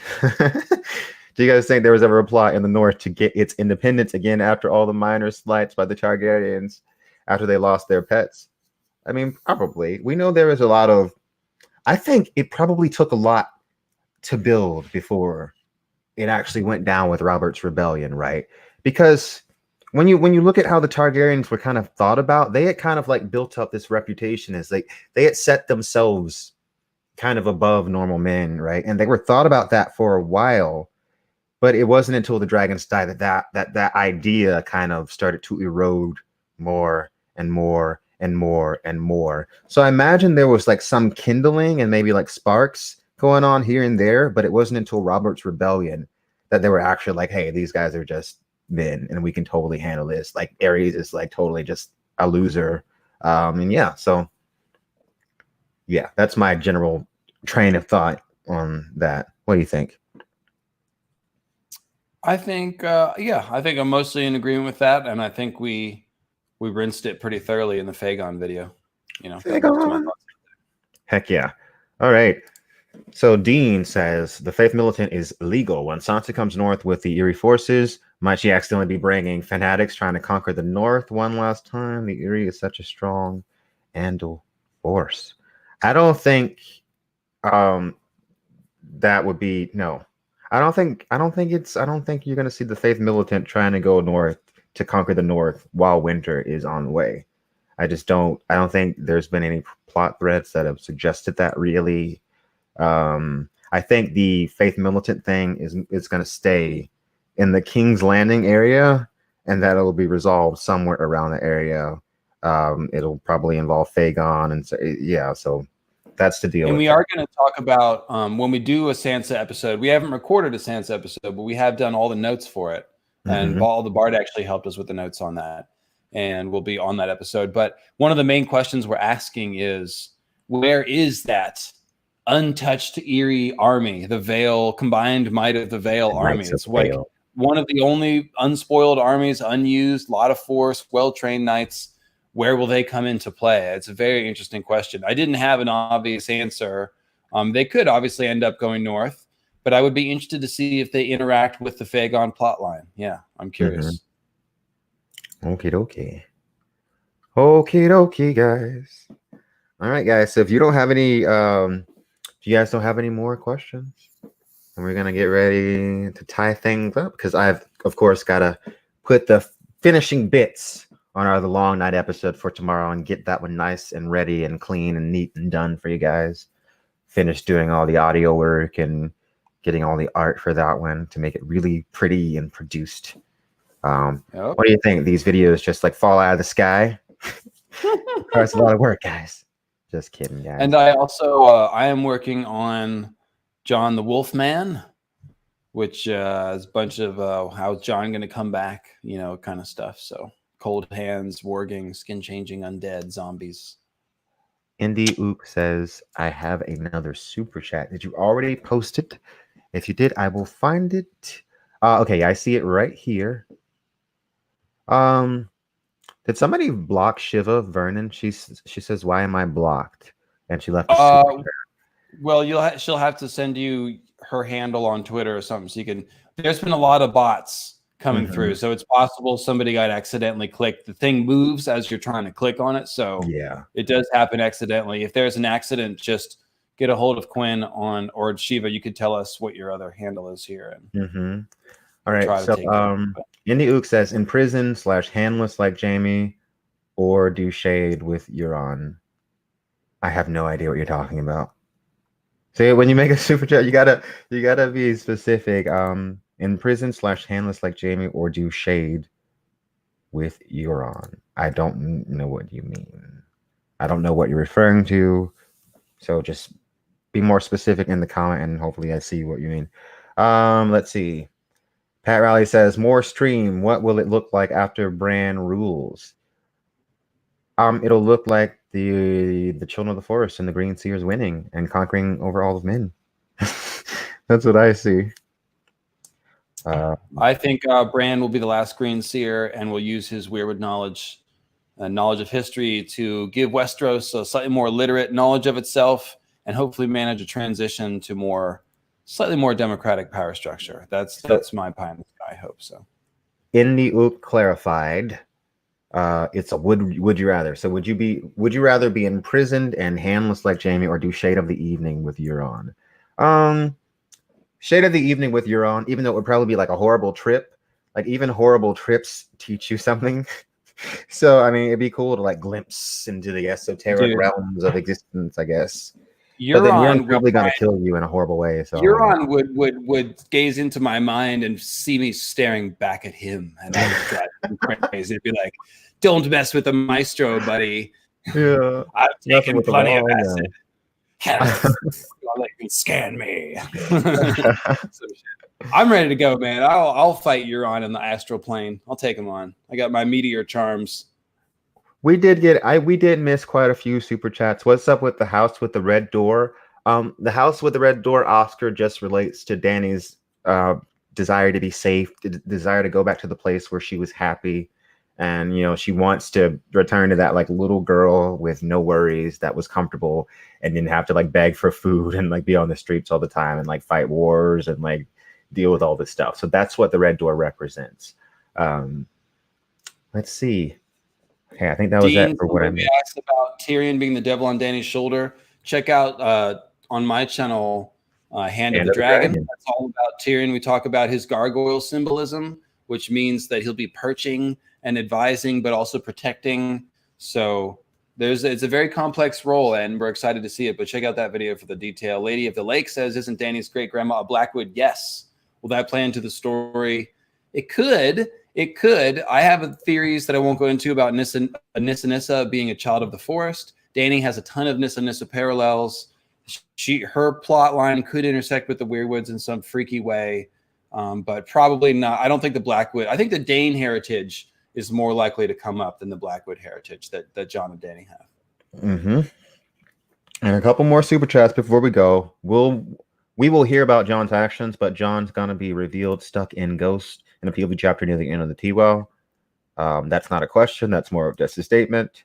But thank you for your super chat. Yes, we're getting a Sansa video that's coming probably at the end of the series. Isn't Dany's great grandmother a Blackwood? Will that play into the story? I just got that one. Okay, I don't think it's really gonna play into the story, but yeah. Yeah, and that was the one you just got. So yeah, So, guys, we've been going for about 2 hours. We got to get going to, produce more produced videos for you guys and continue our Winds of Winter prediction series. I will leave this stream up on my channel. Hit the like button so that the video is nice and healthy and that it gets circulated on YouTube normally. If you love these videos, click on our playlist, watch them over again. Get ready for the long night tomorrow, and then our other video, The Darkest Nightfire, right? Or Ghost Jon Wolfman. Ghost Jon Wolfman after that. Yeah. John. And thank you guys so much for joining us for the stream. It's been great. You guys are so supportive. We always appreciate your comments, and thank you guys so much. And peace, guys. We'll talk to you later. Make sure you click the links in the description, subscribe to LML. Also, check out the link for Tadia. We're getting ready to launch Tadia, my upcoming graphic novel, pretty soon. I didn't even mention this the whole stream. I forgot. But yeah, Tadia, I'm getting ready to show you guys some brand new art for Tadia, done by Matthew Weldon. It's beautiful. He's working on the panels. I can't wait to show you guys that so you can get put on the mailing list for my upcoming graphic novel. Link in the description. Stay home, everybody. Wash your hands. Have a good night. Peace, guys.